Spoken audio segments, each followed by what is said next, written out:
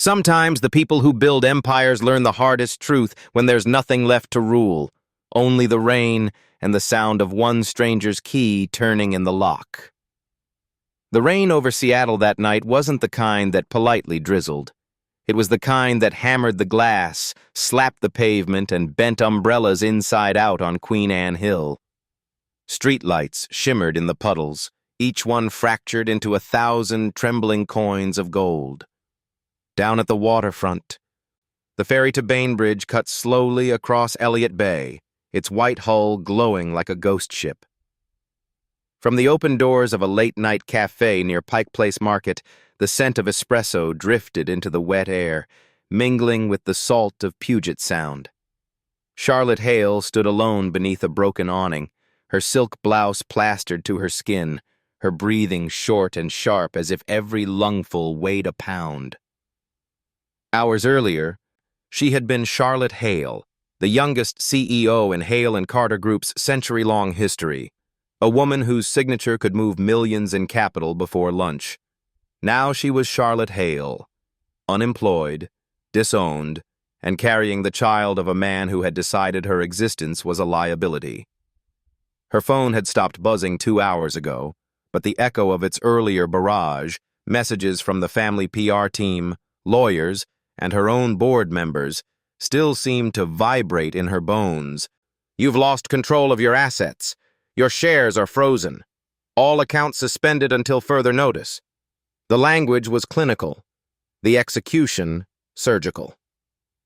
The empire her grandfather built, and she had steered through 2 recessions, had been dismantled in a single, precise night. When the cab dropped her at the edge of Queen Anne Hill, she didn't tell the driver she had once owned half the skyline visible from the ridge. She simply handed him her last $20 bill, stepped out into the rain, and started walking uphill.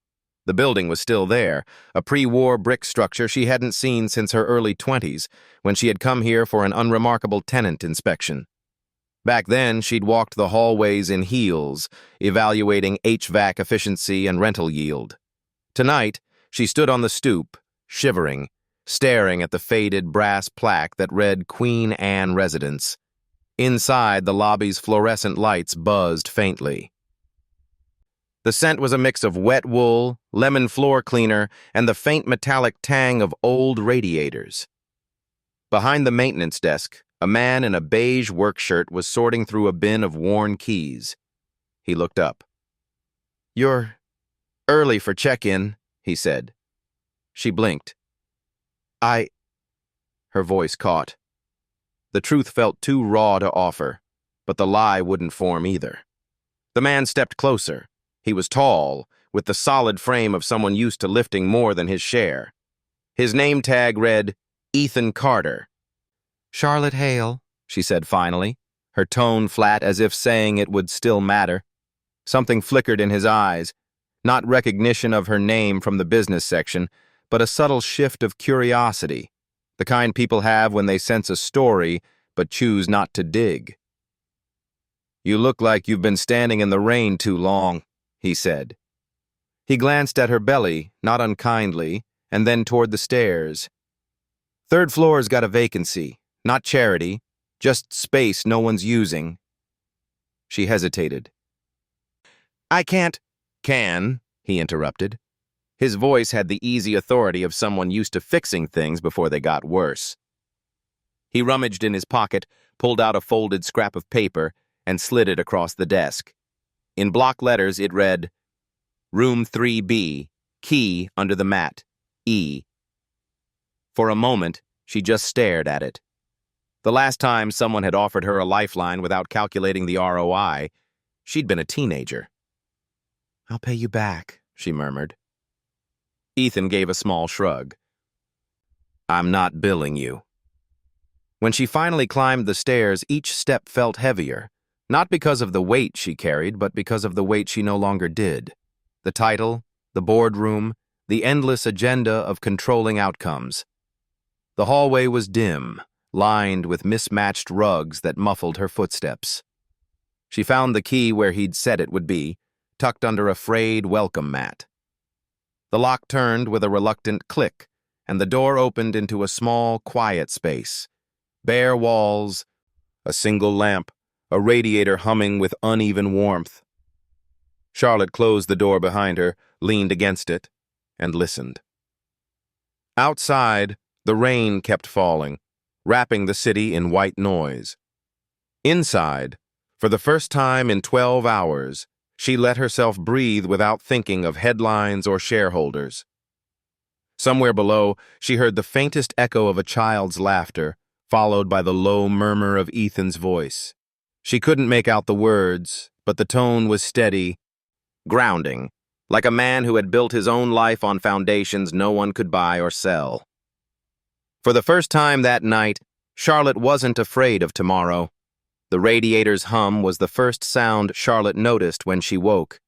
It was uneven, an old, guttural chug of steam and metal that seemed to carry the weight of decades.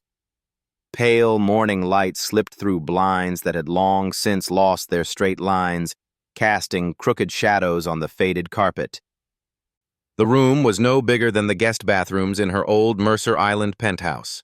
A single bed with mismatched sheets, a dresser with one handle missing, and a narrow window that offered a partial view of the alley behind Queen Anne Avenue.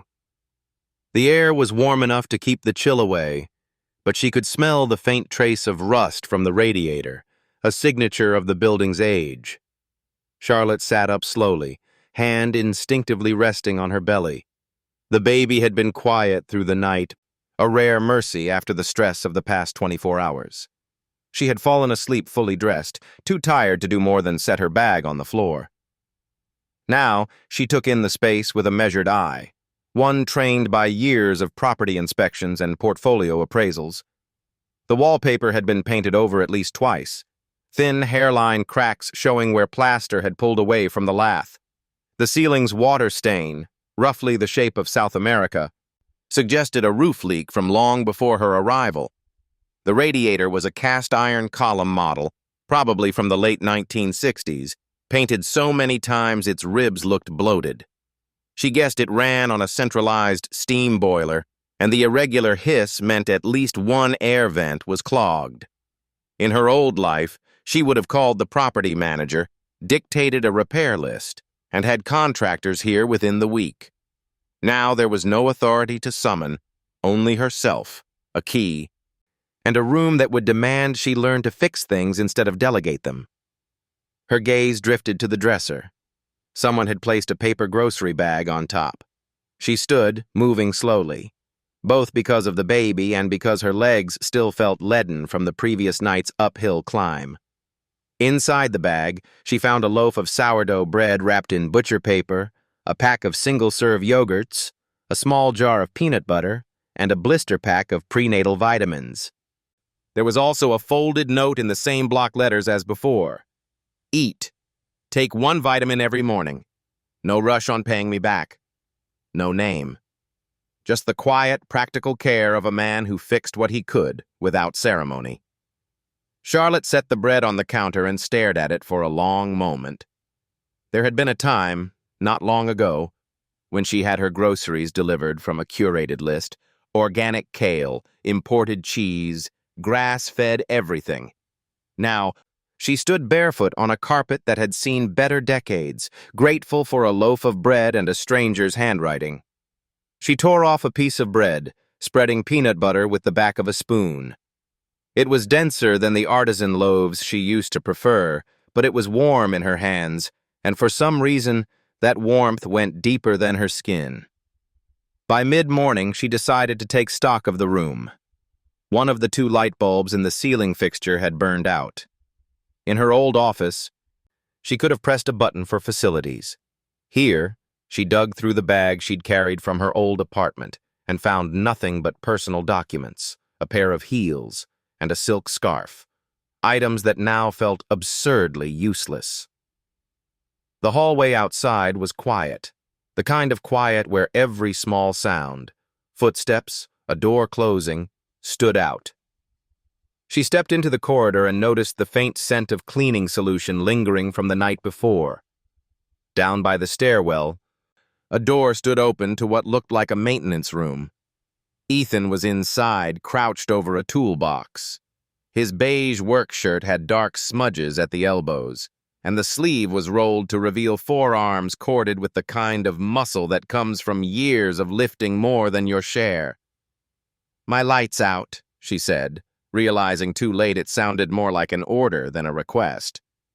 He looked up, one eyebrow lifting slightly. "Fixture or bulb?"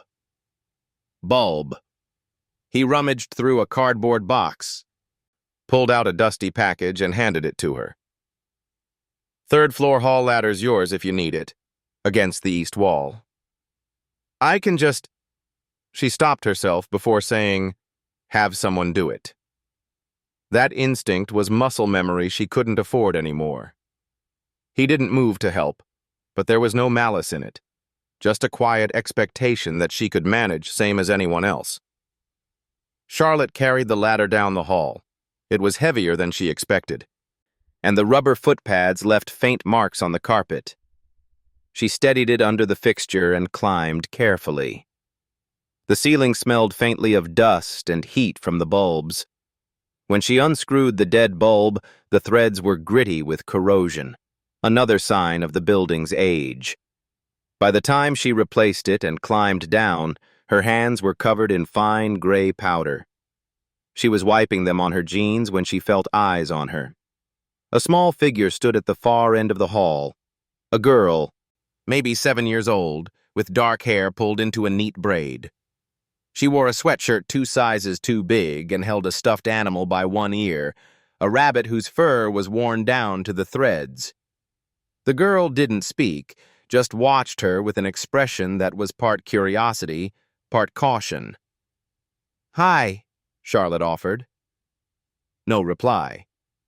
The girl's gaze flicked to the breadcrumb on Charlotte's sweater, then back to her face. Charlotte smiled faintly, unsure why the child's silence felt heavier than the ladder she'd just carried. "You must be Lily," she guessed. The girl hugged the rabbit closer, then turned and padded back toward the stairwell without a word. Back in her room, Charlotte sat on the bed, the image of the girl still sharp in her mind. She had met thousands of people in her career. Sharks in suits, idealists in startup hoodies, hedge fund managers with Rolexes heavy enough to tilt their wrists. But she couldn't remember the last time someone looked at her without wanting something. Lily had looked at her like she was a puzzle, not a transaction. The radiator clanged, pulling her back to the present. She knelt beside it, running her fingers along the metal. The heat output was inconsistent, probably from sediment buildup inside the system. She remembered enough from past building evaluations to know it could be flushed, but it wasn't something she could do without shutting off the whole floor's supply. A knock sounded on the door. When she opened it, Ethan stood there with a coil of electrical wire slung over one shoulder. "Bulb work out?" he asked. "Yes." "Good." He hesitated, then held out a small plastic container. "Leftover chicken and rice. Wasn't sure if you—" "Thank you," she said quickly, taking it before he could retreat. "Eat it while it's warm," he said, already turning to go. As the day slid toward evening, Charlotte found herself standing at the narrow window, looking down at the alley. Across the street, a neon sign flickered on over a diner, its letters sputtering in the damp air. Somewhere in the distance, a ferry horn sounded, deep, low, and steady. Her phone sat on the dresser, silent. The screen was still cracked from when she dropped it the night before. No calls from her father. No summons from the board. No vultures from the press. Yet. She touched the folded note from the grocery bag, smoothing its creases. It was strange how a few words in block letters could anchor her more than an entire corporate press release ever had. As she turned off the lamp for the night, she caught a faint shadow in the hallway, small, quick, and gone before she could open the door. She thought of Lily again, the rabbit in her arms, the guarded eyes. It was not a welcome, not yet, but it wasn't a rejection either. And in this building, on this hill where Seattle turned its back, that felt like more than she had any right to expect. It was just after sunrise when Charlotte heard the softest knock on her door. Not the confident rap of an adult, but a hesitant tap-tap, like someone testing the idea of being heard. She was still in bed, the radiator muttering beside her, and for a moment she thought she'd imagined it. Then came another tap. She pulled on a sweater and padded across the worn carpet. When she opened the door, no one was there. Just the hallway bathed in pale gold light from the east-facing windows. Then she looked down. A small stuffed rabbit sat on the doormat, its fur the muted gray of something long loved and often mended. One ear was fraying at the seam, the black bead eyes slightly uneven from a long-ago repair. Around its neck was a thin red ribbon, knotted off-center. Charlotte bent down and picked it up. It was warm, as if it had just been held. She glanced toward the stairwell at the far end of the corridor. A braid disappeared around the corner. Quick, like a tide pulling back. "Lily?" she called softly. No answer. Just the creak of the wooden steps settling. Charlotte closed the door and sat on the bed, the rabbit in her lap. She traced a finger over the worn fabric, and without warning, an old memory rose, her own childhood hands, small and restless, gripping the polished edge of a mahogany boardroom table. She had been 6, maybe 7, when her father first brought her into a meeting. It was, he told her, to get comfortable with the room. The room, meaning the boardroom of Hale and Carter Group, was a world of deep leather chairs, brass sconces, and a chandelier that looked like a frozen cascade of glass icicles. The men, and the occasional woman, around the table wore suits cut so sharply they could have drawn blood. They didn't speak to her, not really. They spoke around her, using words she didn't understand. ROI, EBITDA, market capitalization, leveraged buyout. At first, she'd thought it was a kind of puzzle, a secret language, but it wasn't meant to be solved by her. Not then. It was meant to seep in slowly, to replace bedtime stories with quarterly reports. Her mother had tried to make it into a game. "Count how many times someone says value proposition," she'd whispered once, winking. But her mother's visits to those meetings grew rarer, until they stopped entirely. By the time Charlotte was 13, she could recite debt-to-equity ratios the way other kids recited song lyrics. By 16, she was learning negotiation tactics over summer breaks while her classmates worked at ice cream shops. And somewhere along the way, she learned that the boardroom wasn't a room you entered to belong. It was a room you proved yourself worthy of over and over again. Now, sitting on a creaky bed in room 3B, holding a frayed stuffed rabbit, she thought of how strange it was that the first gift she'd received in months wasn't a strategic move, a PR stunt, or a silent transaction. It was a piece of someone's childhood, offered with no explanation. She placed the rabbit carefully on the pillow and decided to return it. Not because she didn't appreciate it, but because she knew what it meant to have the one object that felt like an anchor in a shifting world. Downstairs, she found Ethan in the lobby, adjusting the tension on the front door's hydraulic closer. "Morning," he said, glancing up. "Morning," she echoed. "I think Lily left this at my door." His eyes went to the rabbit in her hands. For the first time, she saw a flicker of surprise, small but real. "She's not in the habit of giving that away," he said slowly. "It's been hers since she was a baby." Charlotte hesitated. "Then I should give it back." Ethan straightened, wiping his hands on a rag. "If she gave it to you, she meant it. Might not say it out loud, but she's watching." That afternoon, Charlotte decided to test that theory. She spent an hour in the small laundry room scrubbing a week's worth of grime from her clothes. The washer rattled like it might shake itself apart, and the dryer's timer stuck at 10 minutes unless you nudged it twice. She didn't mind. The mechanical rhythm reminded her of the server rooms at the company headquarters, machines humming away, each with a purpose, none asking for thanks. When she returned to her room, the rabbit was gone. In its place on the bed was a folded sheet of notebook paper, the kind with wide blue lines and a faint pink margin. In careful, blocky handwriting, "He's called Benny. He's not scared of storms." Charlotte smiled before she could stop herself. She had been in enough negotiations to know when someone was opening the smallest possible door. She wrote back, "Thank you for letting me meet him. I'm not scared of storms either." She slipped the note under Ethan's apartment door that evening. 2 days later, she was sweeping the main stairwell when she saw Lily again. The girl was sitting cross-legged on the landing, Benny the rabbit beside her, sketching in a spiral notebook. The pencil moved quickly, the lines sure. "Hi," Charlotte said, keeping her tone light. Lily looked up briefly, then returned to her drawing. "What are you working on?" Charlotte asked. Lily turned the notebook around. It was a picture of the front of the building, accurate down to the cracks in the brick and the way the lobby door leaned slightly off plumb. "That's impressive," Charlotte said honestly. Lily shrugged, but there was the faintest upward twitch at the corner of her mouth. Charlotte set the broom aside and sat on the opposite step. "You know, when I was your age, I used to draw boardrooms." Lily blinked. "What's a boardroom?" "It's a place where people make big decisions. Sometimes about money, sometimes about other people's lives. I used to think it was the most important room in the world." "Is it?" Charlotte looked down at the worn wood beneath them. "Not anymore."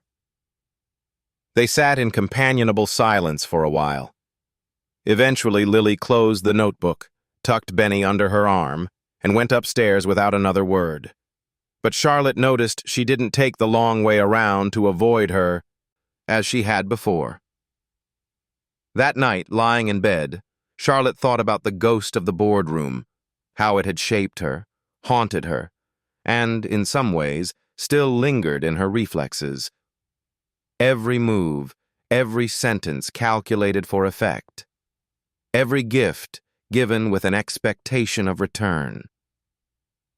Benny had been different. Lily's sketch had been different. They were gestures with no ledger attached. For someone who had spent her life measuring worth in margins and multipliers, that was more disarming than any hostile takeover. And somewhere deep inside, a small part of her, the part that once sat silent in a leather chair, legs dangling, trying to make sense of the language of power, felt like it was being invited into a new kind of room. One without chandeliers or stock tickers. One where a stuffed rabbit could be the opening statement. The first time Charlotte asked Ethan if she could help with building work, he didn't answer right away.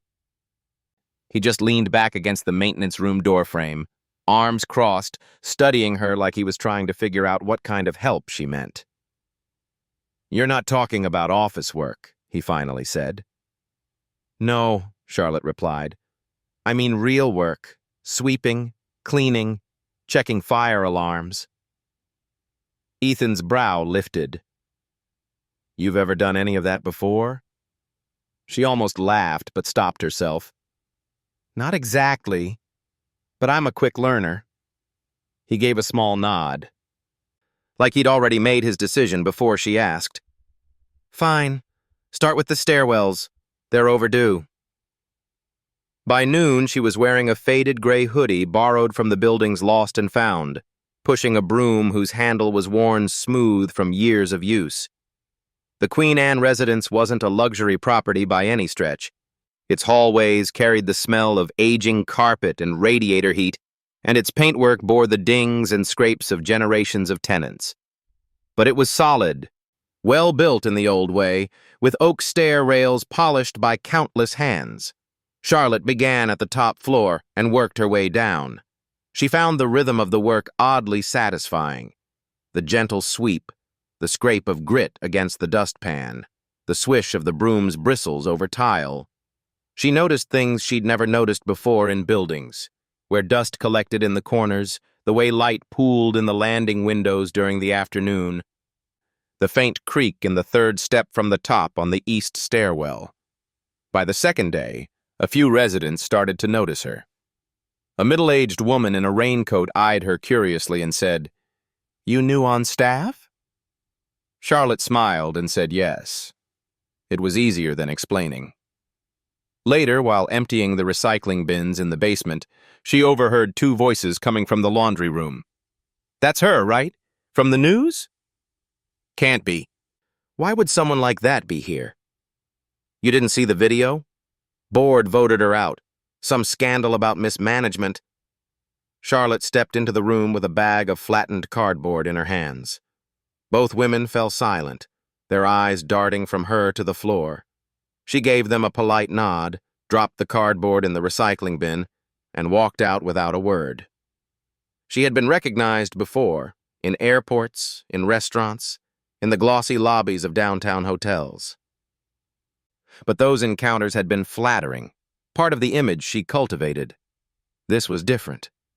This was being recognized without the armor of power, stripped down to the person who had lost, who had been cast aside. That night, she couldn't shake the feeling of their eyes on her. She lay awake in room 3B, listening to the radiator's uneven heartbeat, and told herself she didn't care.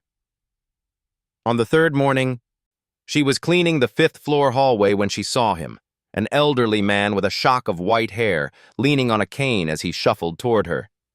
He wore a cardigan the color of old parchment and smelled faintly of pipe tobacco.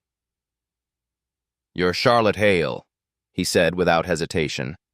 His voice was gravelly but steady. Charlotte straightened. "I am." "I saw you testify before the Senate committee 2 years ago," he said, "about the small business loan bill." She blinked, caught off guard. Most people remember the corporate takeovers, not the legislation. The old man's mouth twitched in a smile.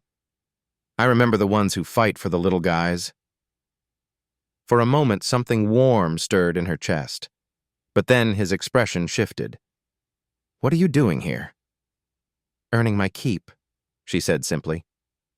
He studied her for a long beat, then nodded. "Good. This building's better for people who don't expect anyone else to clean up after them." After he left, she found herself sweeping with more purpose. There was something grounding about the work. No press releases, no shareholders, no strategic positioning. Just a floor, a broom, and the satisfaction of seeing a stretch of hallway go from dusty to clean. She also started learning the quirks of the building's fire safety system. Each floor had a pull station and smoke detector, most of which were functional but outdated. The basement control panel still had a faded inspection tag from 5 years ago. When she mentioned it to Ethan, his eyes narrowed. "Yeah, I've been trying to get the owners to approve an upgrade. They don't want to spend the money." "They're violating NFPA 72 standards," Charlotte said automatically, the old corporate compliance reflex kicking in. "And if something happens, the liability—" He gave her a half smile. "See? You've got a head for this." "I've got a head for protecting people," she said. As the days passed, she and Ethan developed an unspoken rhythm. He didn't micromanage her, and she didn't treat the work as beneath her. If a resident complained about a leaky faucet, she'd jot it down and pass it to him. If she found a blown fuse in the hall light, she'd replace it herself. But the rumors never fully stopped. A young man in a leather jacket muttered, "Rich girl," under his breath when she passed. A woman in the lobby pretended to check her mail while staring too long. One rainy afternoon, as Charlotte was mopping the lobby floor, she heard voices just outside the glass doors. The words embezzlement and fraud floated in, along with the low chuckle of someone enjoying the gossip. She kept her head down, finishing the last sweep of the mop. The doors swung open, and Ethan stepped in from the rain, carrying a box of light bulbs. His eyes flicked to the lingering onlookers, then to Charlotte. "You don't have to take that," he said quietly. "I know," she replied, "but I'm not going to run from it either." He studied her for a moment, then nodded slowly. There was no sympathy in his gaze, just a kind of respect that didn't need words. That evening, Charlotte sat by the narrow window in room 3B, watching the fairy lights drift across Elliott Bay. She thought about how different her days looked now, about the satisfaction of crossing off a maintenance list instead of a corporate agenda. It wasn't redemption, not yet, but it was honest, and for the first time in years, she felt like she was building something real, even if it was just a clean hallway and a working smoke alarm. Charlotte was halfway through polishing the brass on the lobby's front doors when the black sedan pulled up. It didn't belong to a resident. Queen Anne Avenue wasn't the kind of street where chauffeurs idled with the engine running. The rear door opened, and her father stepped out first. Leonard Hale looked exactly as he had on the cover of Business Weekly. Tall, immaculately groomed, his silver hair perfectly combed, the knot of his tie a geometric work of art. Behind him, her mother emerged, dressed in a tailored coat the color of cream, her heels clicking sharply against the wet sidewalk. Charlotte froze with the rag in her hand. It had been 3 months since she'd seen either of them. The last conversation had been in her father's office, with the blinds drawn and his voice cold. "We can't afford sentimentality, Charlotte." Now they crossed the lobby like they still owned every space they entered. Ethan, standing by the mailboxes, straightened slightly but didn't move closer. "Charlotte," her mother said, in a tone that was equal parts greeting and assessment. "You look different." "She looks tired," Leonard corrected, his eyes sweeping over her work hoodie and jeans before landing on the rag in her hand. "And underemployed." Charlotte folded the rag, setting it on the counter. "What do you want?" Her father didn't waste time.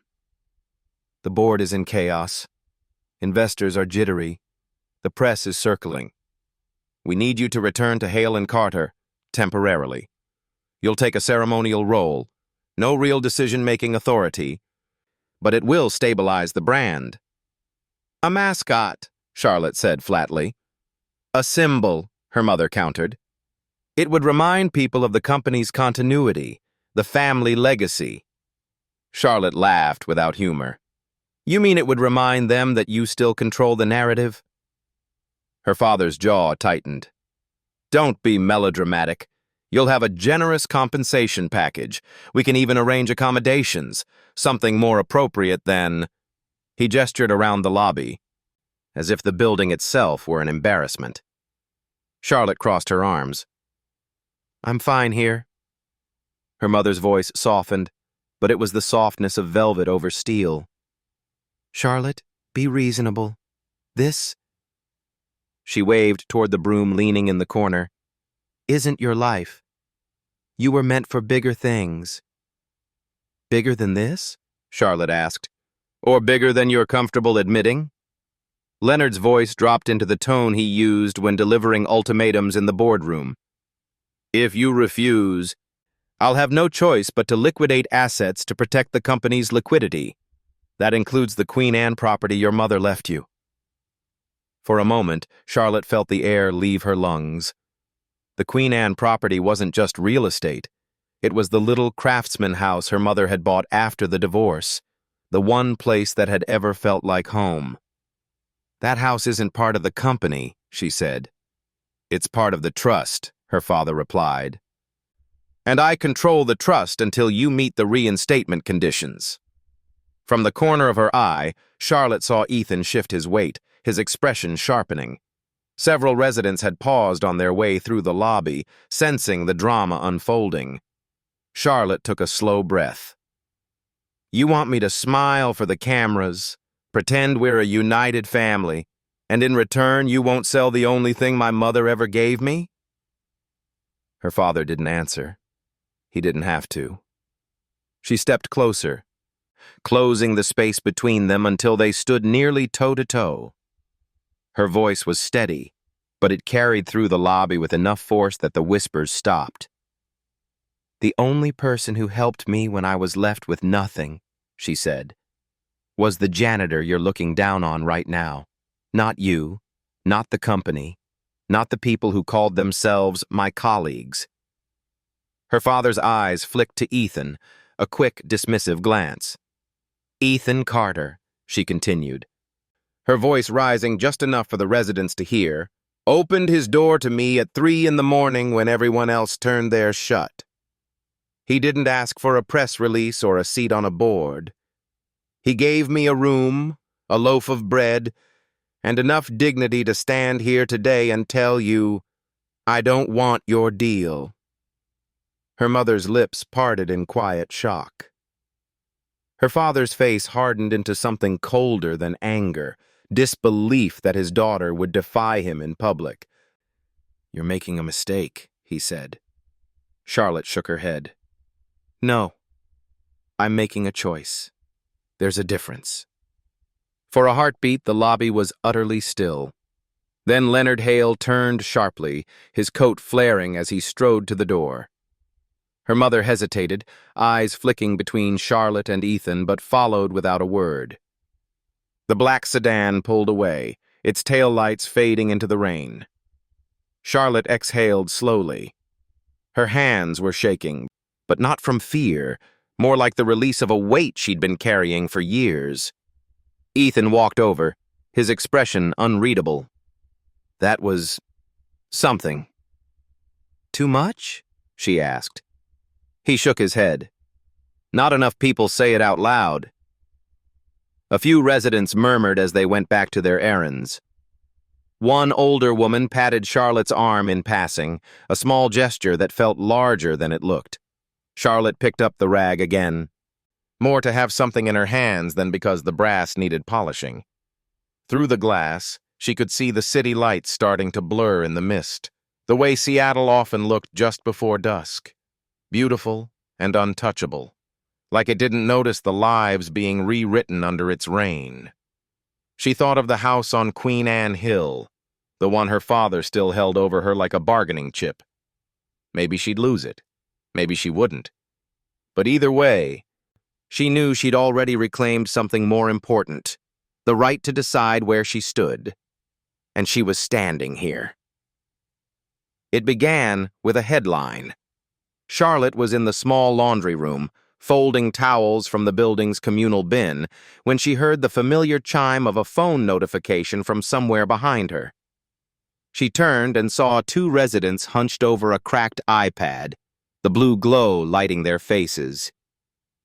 That's him, one whispered. Northbridge. I knew I recognized him. The other shook her head. No way.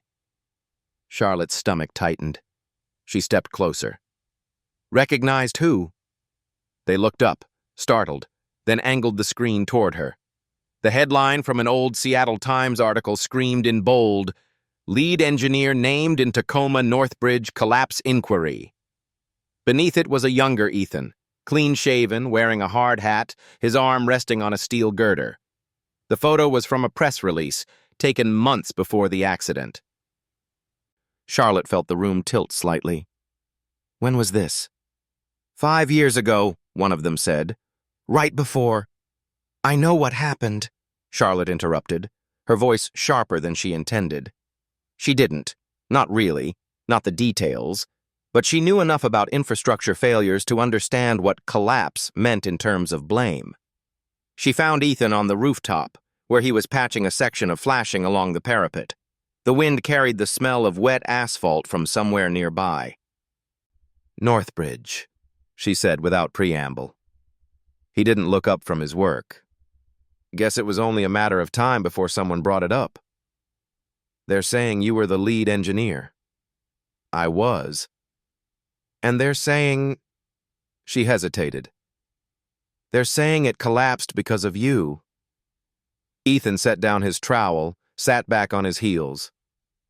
Not the whole bridge. One section, an upper-level pedestrian concourse, dropped 12 feet when the support trusses failed. 3 injuries, no fatalities. But in the headlines? Might as well have been the whole damn structure. Charlotte stepped closer. Were you at fault? He gave a short laugh, without humor. That's the thing about fault. It sticks to whoever's left holding the pen. When she didn't answer, he went on. The Northbridge job was supposed to be my big break. Tacoma City contract, mixed-use development, a signature piece for the waterfront. I was lead structural engineer.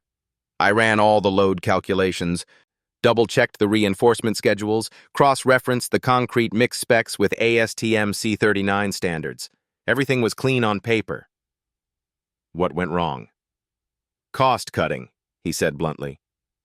The supplier swapped the rebar grade halfway through. Cheaper alloy, lower yield strength.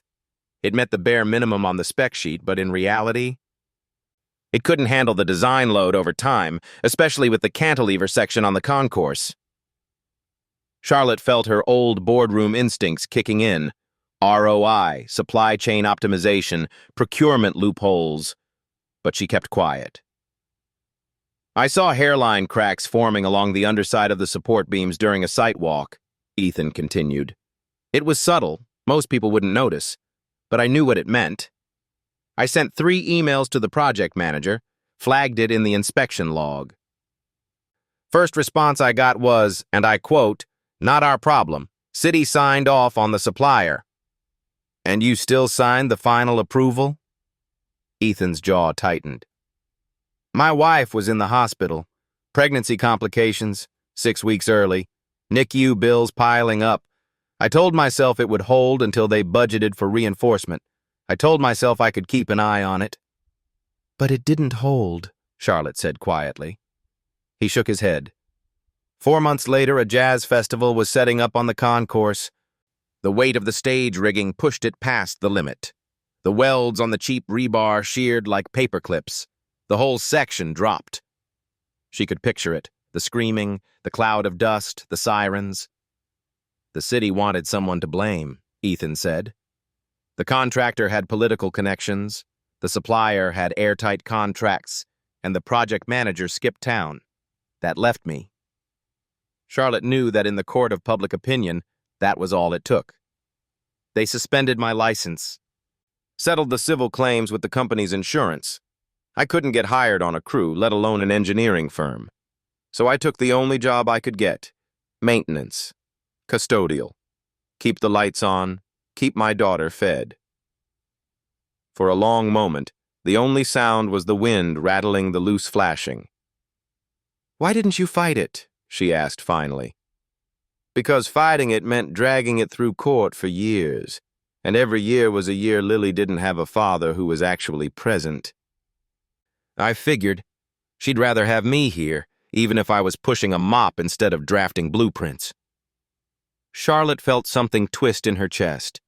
She had been raised to believe in salvaging reputation at any cost, in spending millions to control the story. The idea of choosing obscurity over vindication was foreign, and yet, standing here with Ethan, she could see the logic. You're not like them, she said. Like who? The ones who sign things and never think about the people on the ground. You remember the names in the report. His eyes met hers, and for a moment the air between them felt weighted. Every single one, he said.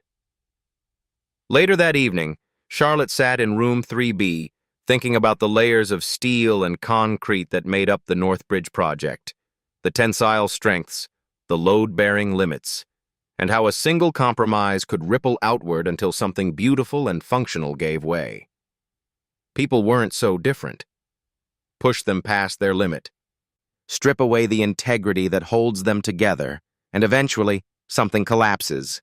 But sometimes, if the foundation was solid enough, you could rebuild. It started with the smell.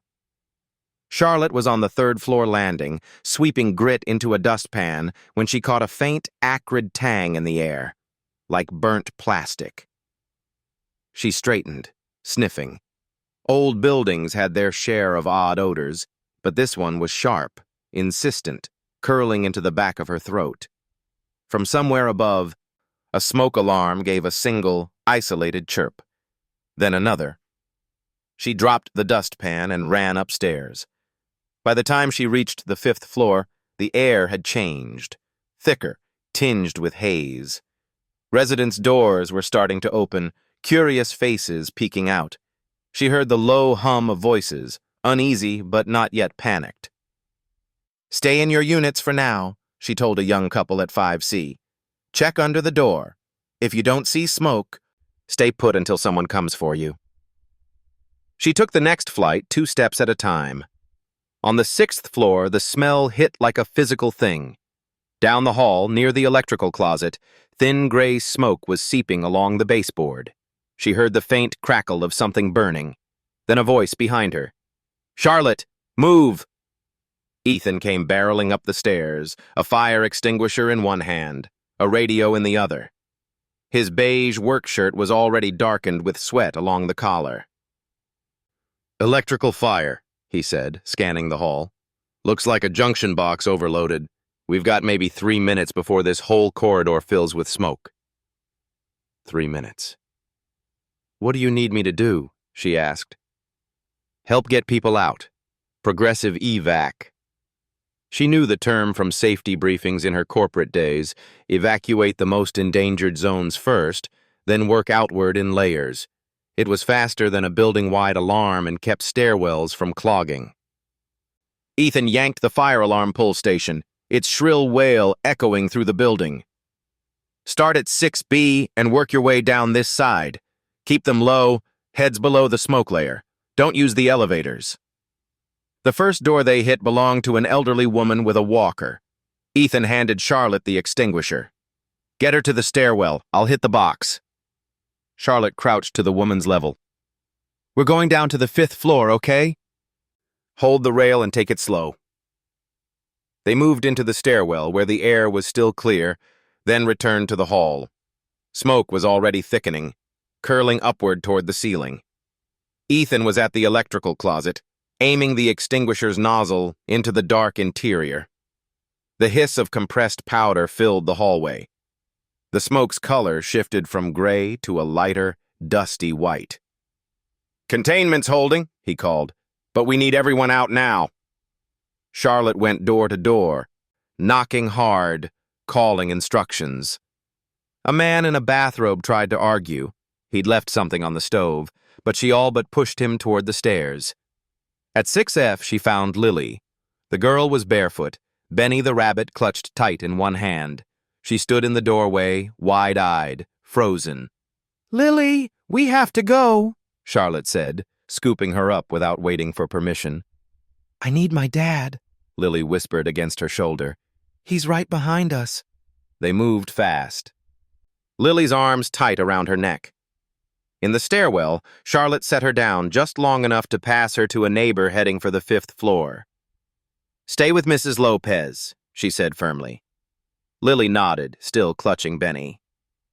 By the time Charlotte went back, the smoke was darker, thicker, rolling along the ceiling like a living thing. Ethan emerged from the closet, coughing into his sleeve. "Fire department's on the way," he said, "but we've got one more on this floor, 6H.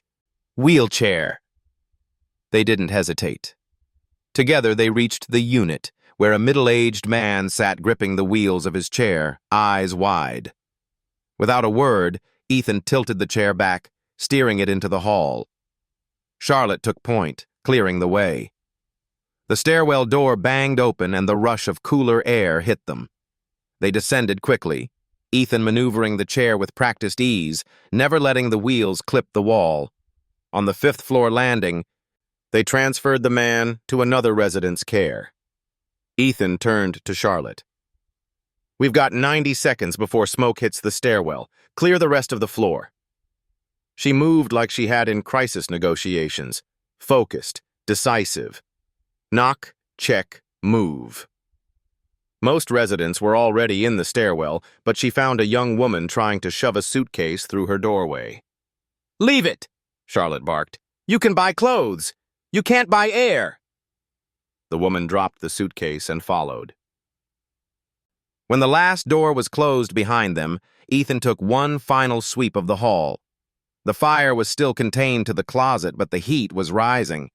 The lights flickered once, twice. "Time to go," he said. They descended fast, the sound of sirens growing louder through the walls.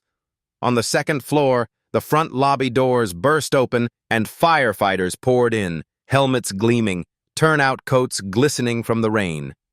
Ethan stepped aside, rattling off details: location of the fire, suspected cause, number of residents evacuated, mobility issues. His voice was clipped, precise, the voice of a man who had once commanded construction crews on million-dollar sites. Charlotte stood with Lily in the lobby, breathing in the cool, damp air that rushed in with the firefighters.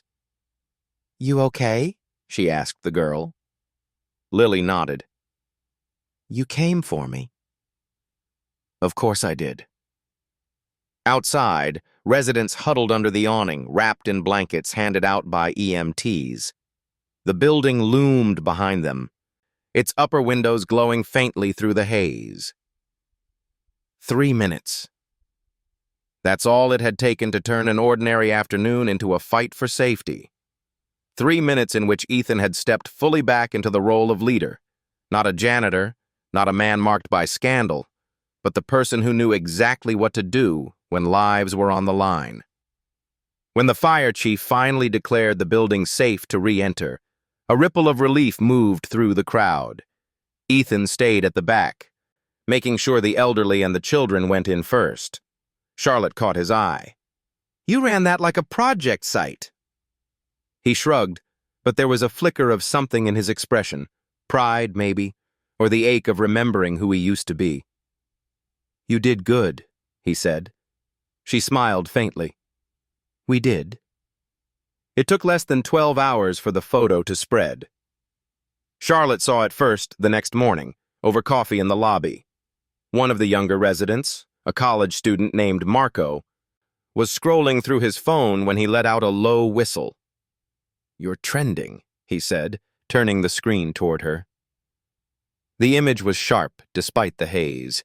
Charlotte, hair loose and damp from the fire hoses, cradling Lily against her shoulder as they emerged from the stairwell. Smoke curled above them. The girl's face was half hidden by the worn gray rabbit, but her small hand was clenched in the fabric of Charlotte's hoodie. The caption was simple: "Not all heroes wear badges." Beneath it, the hashtag #HatFire at Queen Anne. Charlotte blinked. "Who took this?" "Local freelance guy," Marco said. "Sold it to a couple of news outlets already. It's all over Twitter, Reddit, Instagram, everywhere." She took the phone, scrolling.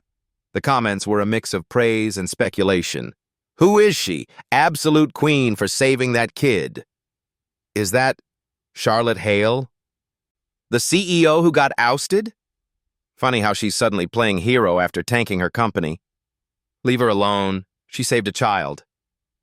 Once a rich brat, always a rich brat. PR stunt, anyone?" The pit in her stomach grew heavier with each swipe. She had lived through public scrutiny before, but this felt different, more chaotic, more personal. By noon, her phone was buzzing with messages from unknown numbers. A text from a former board member read, "If you want to get ahead of this, call me. There's still an angle to control the story." She tossed the phone onto her bed and went to find Ethan. He was in the basement, repairing a water valve the fire hoses had rattled loose. She showed him the photo. He studied it for a long moment. "It's a good shot. It's also an invitation for every critic I've ever had to crawl out of the woodwork," she said. "They're already digging into you, too." His brows drew together. "Me?" "They found the Northbridge article," she said. "They're connecting it to the fire, saying you're some disgraced engineer using a maintenance job to hide." He wiped his hands on a rag, leaning back against the wall. "That's not exactly wrong." "It's not exactly fair, either," she countered. "You saved people's lives yesterday." He didn't answer, and she realized his silence wasn't agreement. It was calculation. The kind of silence you use when you're weighing how much a fight will cost. By late afternoon, the noise online had reached a new pitch. Influencer accounts were reposting the photo with dramatic captions. A gossip blog ran a headline, "From boardroom to broom closet, fallen heiress caught in building blaze drama." Someone had even uploaded shaky phone footage from the lobby confrontation with her parents, pairing it with clips from last night's fire. The edit painted her as both tragic and suspect. That evening, while she was sweeping the east stairwell, she overheard two teenage residents filming a TikTok. "And that's when she carried the kid out," one said into the camera. "But you know she's like the Charlotte Hale, right? My mom says she's shady." Charlotte kept sweeping, the bristles rasping over the concrete. In room 3B, she sat on the bed, staring at the radiator, feeling the old familiar pressure building, the need to get ahead of the narrative before it buried her.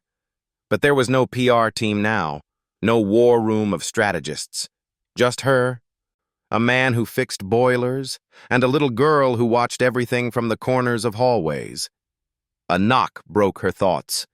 When she opened the door, Lily was there, holding a sheet of paper. It was a drawing, crayon on printer paper, of the building, with Ethan on one side, Lily on the other. In the middle space where Charlotte might have been, there was nothing but a blank sky. "Where am I?" Charlotte asked softly. Lily shrugged, eyes on the floor. "You'll be gone soon." The words landed like a cold wave. "Who told you that?" "No one." Lily hugged the rabbit tighter. "People leave." Charlotte crouched down. "Not if I can help it." But even as she said it, she knew the noise online was rising to a level that could spill into real life, into the building, into Ethan's already precarious peace. She remembered how quickly a headline could turn into someone pounding on your door. That night, she sat at the narrow desk in room 3B, looking out over the rain-slick street. The city lights shimmered in the puddles like scattered coins. She thought of her father's face in the lobby, the contempt in his voice when he'd looked at Ethan. She thought of the hundreds of investors who had once cheered her decisions and would now be sharing gossip in private Slack channels. By dawn, her mind was made up. The building was quiet, the hallways dim in the early light. She packed what little she had, a few changes of clothes, her documents, the jar of peanut butter from Ethan's first care bag. She left the rabbit on Lily's pillow, along with a folded note. "Thank you for letting me be here." On her bed, she placed the drawing Lily had given her, the blank space in the middle a silent reminder of how absence could be its own kind of presence. She folded it carefully and slid it into her bag. Outside, the air was damp and cool. She didn't call a cab, just started walking downhill toward the waterfront. The sound of gulls overhead. The ferry horns echoed across Elliott Bay, low and steady. Somewhere behind her, the building stood with its mismatched rugs and humming radiators, and a man who had opened his door at 3 in the morning without asking for anything in return. For now, leaving felt like the only way to protect that. The University District shelter smelled faintly of coffee and laundry detergent. Clean, but with that unmistakable undercurrent of too many lives crammed into too little space. The common room held a mismatched spread of armchairs and sagging couches, all positioned to face a small television that seemed permanently tuned to local news. Charlotte sat by the window, the hood of her sweatshirt pulled low. Outside, the morning rain made a soft percussion on the glass. College students passed by with backpacks and umbrellas, their voices muffled by the glass, their laughter belonging to another world entirely. She had checked in under her middle name, Margaret, and listed no forwarding address. The shelter manager hadn't asked many questions, just slid her a clipboard and a key to a small upstairs room with a twin bed, a metal desk, and a dresser that stuck when you tried to open the bottom drawer. For the first time in weeks, she was invisible. No one here looked at her and saw a headline. No one here asked about the fire, or the boardroom coup, or the man in the beige work shirt who had let her in out of the rain. But invisibility, she was learning, had its own weight. On the second day, she walked the neighborhood, past second-hand bookstores and coffee shops thick with the smell of roasted beans. She thought about going into one, sitting with a latte and a notebook like she used to when planning quarterly strategy, but her hands stayed in her pockets. Every so often, she would pull out Lily's drawing. The lines were simple, the colors bright, but the blank space in the middle pulled her in like a gravity well. Two figures, Ethan and Lily, stood apart, their hands not quite touching, and where Charlotte might have been, there was only sky. By the third day, she had started to memorize the rhythm of the shelter, the quiet hum of conversation over breakfast, the shuffle of feet during the 10 a.m. chores, the creak of the front door when volunteers brought in donations. It was in the middle of that routine, just after lunch, that the receptionist called her name. "Margaret, something came for you." The envelope was plain manila, no return address. The handwriting on the front was uneven, printed in thick pencil strokes. She knew it before she opened it. Inside was another drawing. This one showed the same building as before, but now there were three figures. Ethan on the left, Lily on the right, and between them, Charlotte. All three were holding hands. Above them, a yellow sun spilled long rays over the roof. She traced her thumb over the crayon lines, the waxy texture catching on her skin. At the bottom, in Lily's blocky handwriting, "Come back. Please." Charlotte's chest tightened. She carried the drawing upstairs and sat on the bed, the radiator ticking softly in the corner. For a long time, she just stared at the paper as if willing it to tell her what to do. Her phone was still on the desk, turned off to avoid the constant pings of the outside world. She turned it on now, the screen lighting up with a rush of missed calls and messages. One number stood out. Ethan. She hesitated, then pressed call. He answered on the second ring. "You're alive," he said. "I'm fine," she replied. There was a pause. "Lily's not really. She's been quiet.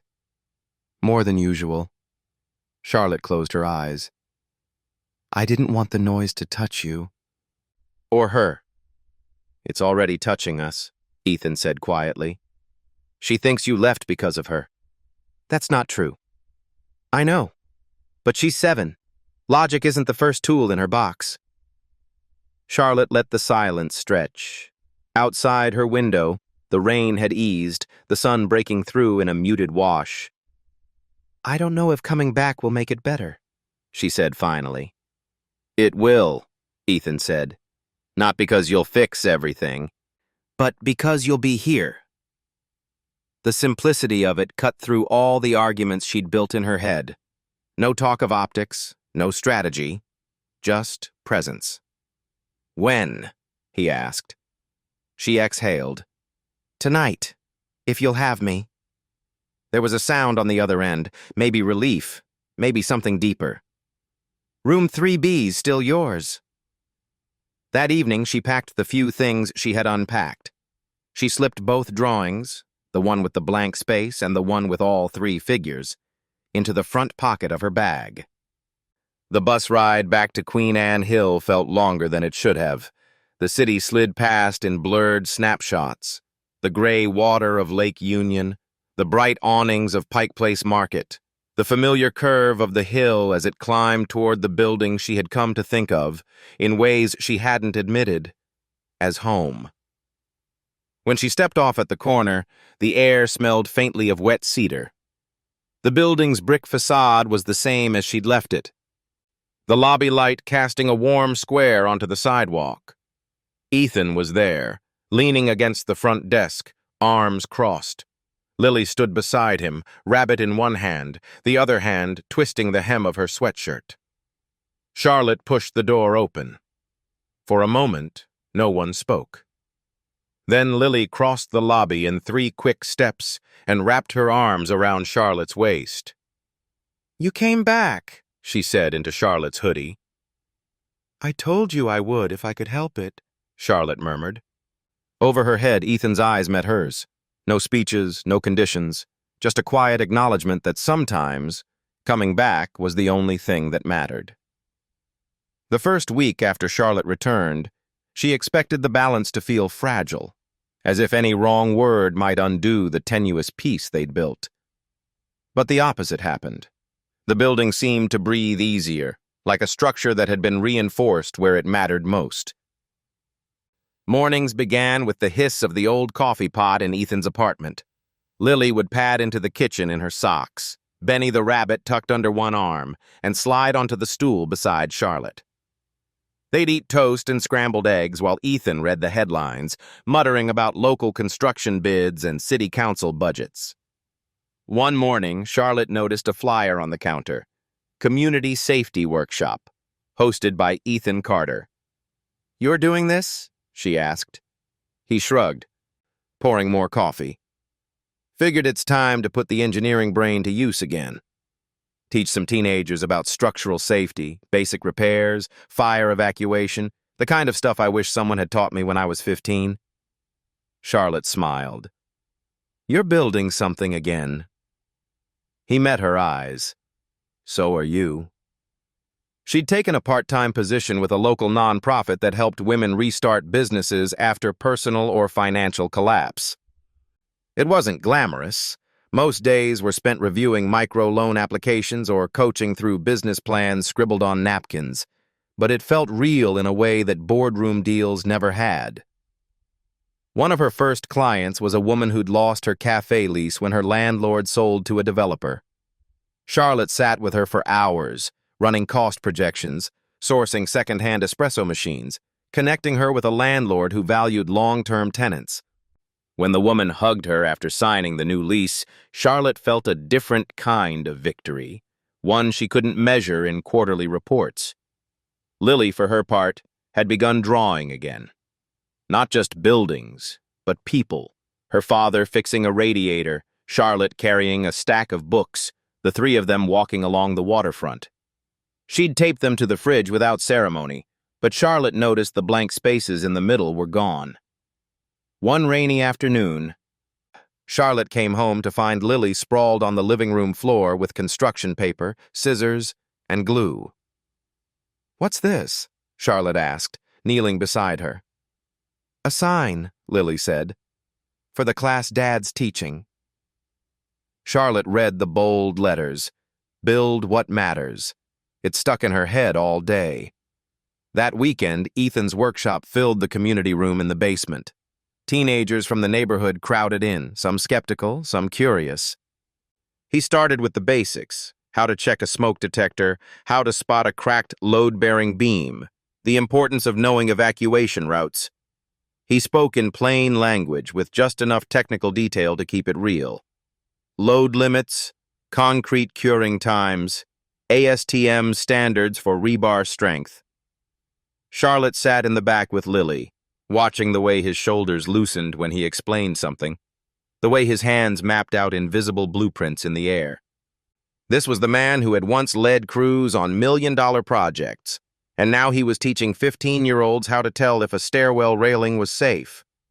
When the session ended, a boy of maybe 16 lingered, asking about apprenticeship programs. Ethan gave him a business card with the name of a friend still in the industry.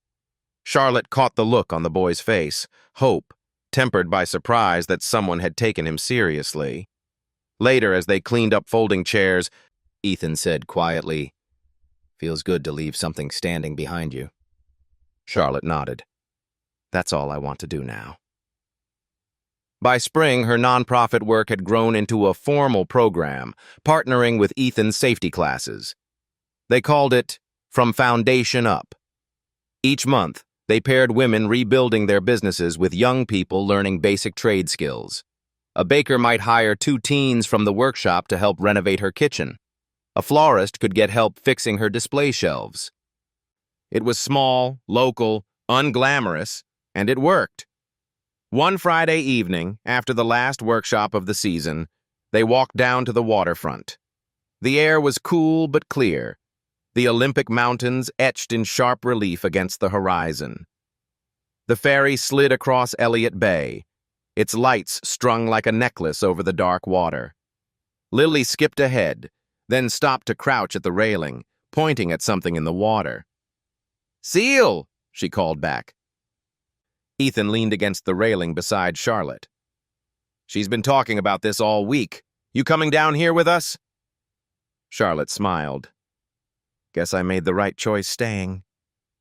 He turned to look at her. There was never a wrong choice, just different ways back. They stood in comfortable silence, the kind that comes from knowing the ground beneath you is solid. When they returned home, Lily disappeared into her room and came back with a new drawing. 4 figures this time: Ethan, Charlotte, Lily, and a baby in Charlotte's arms. She handed it over without explanation. Charlotte looked at Ethan, startled. "She's been listening," he said with a small smile. Charlotte felt her throat tighten. She thought about the life she'd once imagined: corner offices, international flights, mergers sealed with champagne. It felt like someone else's dream now. This dream fit better. Months later, on a golden evening in late summer, Charlotte stood with Ethan, Lily, and their newborn daughter on the rooftop of the Queen Anne building. The city stretched out around them, glass towers catching the last light, the bay shimmering like molten copper. Lily held the baby's hand gently, as if afraid to wake her. "She's smiling," Lily whispered. Ethan slipped an arm around Charlotte's waist. "So are you." Charlotte looked out over the skyline, remembering the night she'd stood in the rain with nothing but a key under a doormat. Back then, she'd thought she'd lost everything that mattered. Now she understood. Sometimes you had to lose the wrong things to make room for the right ones. Below them, the building's windows glowed warm against the dusk. Inside were people they knew by name, people they had helped keep safe, people who had, in their own quiet ways, helped rebuild them in return. "Ready to go down?" Ethan asked. "Not yet," she said. "I want to watch the sunset." They stood together, the 4 of them, as the sun slipped behind the mountains, the sky deepening to violet. The bay caught the last flicker of light, and for a moment, it seemed like the whole city was holding its breath. Here, on this rooftop, in this building, in this life they'd built from the ground up, Charlotte finally felt what she'd been chasing for years. Not power, not redemption, just home. Thank you for staying with Charlotte, Ethan, and Lily until the very last page of this journey. From that cold, rainy night in Seattle, when every door seemed closed, to the moment the whole family stood together under the sunset over Elliott Bay.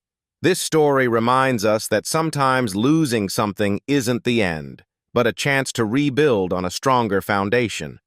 If you enjoy warm, healing, and hopeful stories like this, don't forget to subscribe so you won't miss the next journey. We'll be right here, sharing stories that make your heart smile.